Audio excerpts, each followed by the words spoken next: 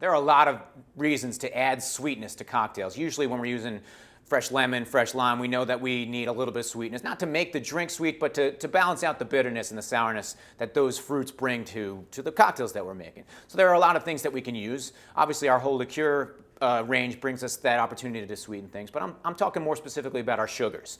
Simple syrup's the one that we think of first because that's the most popular one. It's the one that we've been using the longest. It's equal parts sugar and water and just mixing that up and having that ready to go. The kitchen's been using it for years, and behind the bar we've been using it.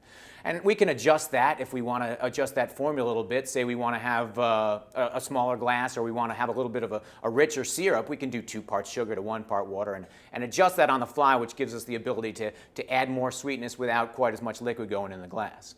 But there's other ways that we can think about using the sweeteners and other sweeteners that we can use to bring different flavors or different layers of complexity to the cocktails that we're making. One is agave nectar. Obviously tequila, made from the agave plant, so when we think about tequila drinks, we think about sweetening them with agave nectar because it brings that little extra layer, that little extra depth to the cocktail. Something that brings some of that richness and flavor from the agave and gives us that sweetness all at the same time. Honey's another place that we can go. We can make a syrup by blending honey with water, 2 to 1, 1 to 1, depending on how rich we want it to be. And you get that, some of that golden flavor of the honey, some of that sweetness. Brings a totally different complexity, a totally different flavor profile to the drink that we're making.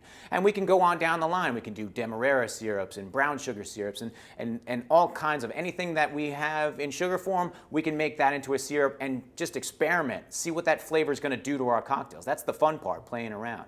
But then what we have an opportunity to do with our syrups is bring different flavors in. Herbs are a great thing to think about because we can make herb syrups, spice syrups, so that those flavors that we want to bring to the cocktails, we just have them in with our sugars so that we can add them. They're in liquid form, they're ready to go. And there you get the consistency. You're not worrying about, is this the fresh flavor? Am I using it enough? You know that the ratio of what that's going to be is in the sweetness already, so that it's ready to go. You can pick it up, grab it, and use it, and that gives you an opportunity to do a million different things with flavor and have them all ready to go on the fly. Closely related to the digestivi, amari, and vermouths are the bitters. These are nothing more than medicinal herbs, spices, bark, stuff like that, that's been marinated in strong alcohol, filtered and bottled. Now, these aren't used to make a drink bitter.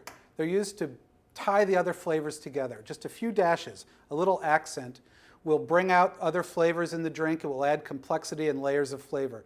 Many cocktails are simply not correct without the bitters. A Manhattan without bitters is not a Manhattan.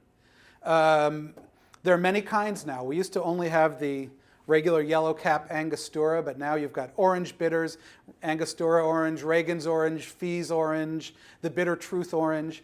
The cocktail explosion has brought an explosion in bitters around, all kinds of new flavors to add to accent your drink, to subtly change it, to make it your own.